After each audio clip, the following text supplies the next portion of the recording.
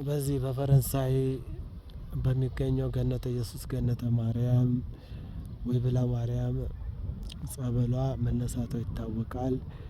ይህ የወንዝ ዳርቻ ልማት እንደዚህ በሆነ ሁኔታ ያማረ ሲሆን ነገር ግን ጸበሉ ያረፈበት ቦታ በጣም ጥሩ ቦታ ነው።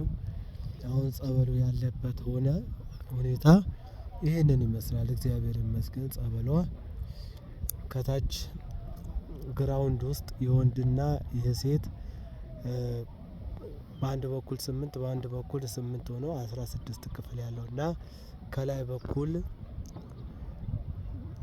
ትልቅዬ አዳራሽ ጸሎት ማድረጊያ የቃል ኪዳኑ ታቦት ማረፊያ የሆነውን ትልቅ አዳራሽ ነው የተሰራው። ከዛ በላይ ደግሞ ያው በሐምሌ 19 ከልዕለ ጀምሮ የሚመጣ ትልቅ መንገድ ይኸው እንደምታዩት እየተሰራ ነው።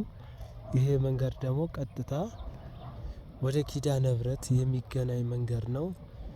እግዚአብሔር ይመስገን የጸበላችን ቦታ ይሄንን በመሰለ ሁኔታ እዚህ ደረጃ ደርሷል። አንዳንድ ወንድሞቻችን እህቶቻችን እያስተላለፉ ያሉት የጸበሉ ቦታ ያልሆነ ቦታ ቀይ ቆርቆሮ የተሰራው ያ የወንዝ ዳርቻ ያለበት የወንዝ ልማት ያለበት ሲሆን ነገር ግን ጸበሉ ያለው ሁኔታ ይህን ያማረ ይህን ይመስላል። ጸበሉ በአሁኑ ሰዓት በዚች በትንሿ ቆርቆሮ ቤት ውስጥ የጥምቀት ስርዓቱ እየተፈጸመ ነው።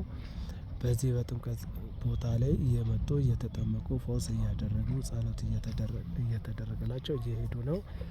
አሁን ደግሞ እመቤታችን ቅድስት ድንግል ማርያም ዘመነ አስተርእዮ ጥር 20 ወጥታ ጥር 21 ወደ ቤቷ የምትመለስበት በዚሁ ቦታ ላይ ያርፋል ማለት ነው። እግዚአብሔር አምላክ የዛ ሰው ይበለን። የዛ እለት ደግሞ ያለውን መረጃ በቅርበት እናቀርባለን። እግዚአብሔር ለዚህ ያደረሰን አምላክ ክብርና ምስጋና ይገባው።